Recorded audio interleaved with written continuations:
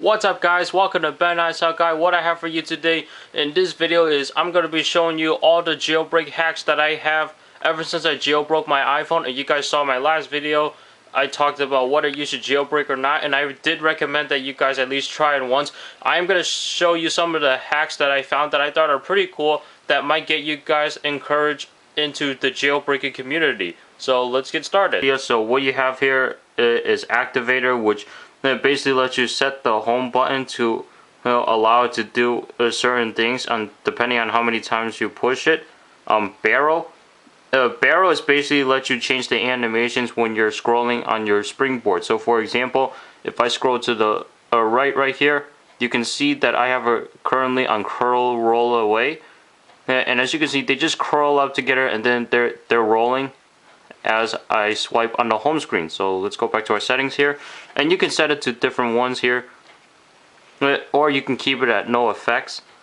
Another one I have right here is Gravityboard. Gravityboard basically lets you use the icons on your springboard, and then you can basically just fool around with them, and at the same time you can let it launch your app. So you just push on it and you can close it just by pushing the home button, and you can include the dock as well and show HUD. So if I exit out of my settings app right here, and if I hold down the home button, because that's what I have it set to, you can basically see that the applications they're starting to move around right now, and then I can just tilt the device around in order to move around.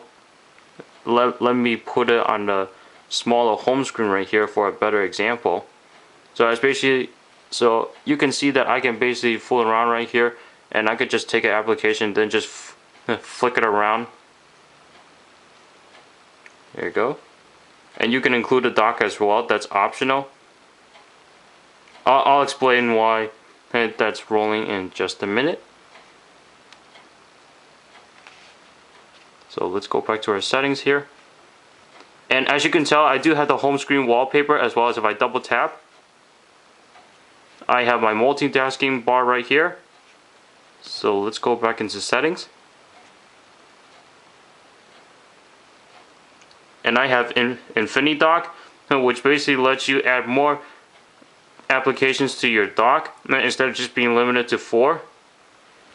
So if I exit out of my home screen here, as you can see, I have 5 applications, and if I wanted to add more, if I had more on here, I can just scroll left or right, and all you have to do is take an application and drag it to the dock you wanted to add more. And there you go. So let me go back into settings here. Now these tweaks, like if they're not just applications, they will be installed into your settings.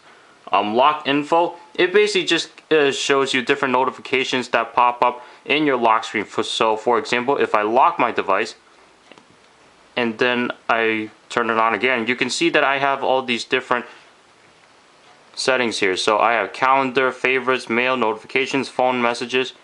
So that's really nice that you don't want to slide to unlock to see what notification just pop up. You just want a quick look. Safari Download Manager is basically you can download files from Safari, which I haven't used that very much. Sleep FX. It basically just gives you an effect when you're locking your device. Now the only bad thing about that tweak is that sometimes it will work and sometimes it wouldn't work. In this case, it didn't work for me, so I have to reboot it in order to do that, which I'm not going to do right now. Speed Intensifier, you may have saw in my last video. You didn't, link in the description below. Winterboard, so I can change my different themes, and that's basically it for all the tweaks that I have on here.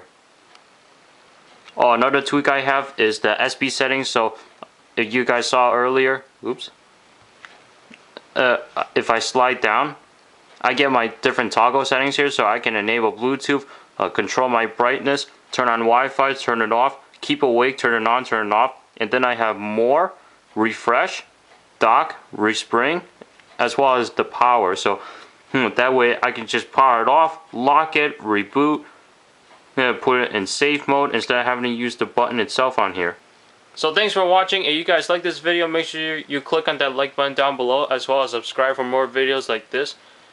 And for more updates, follow me on Twitter, twitter.com/BenISOGuy, because the YouTube homepage sucks in terms of updating because it's not very accurate. And I will see you guys in the next video.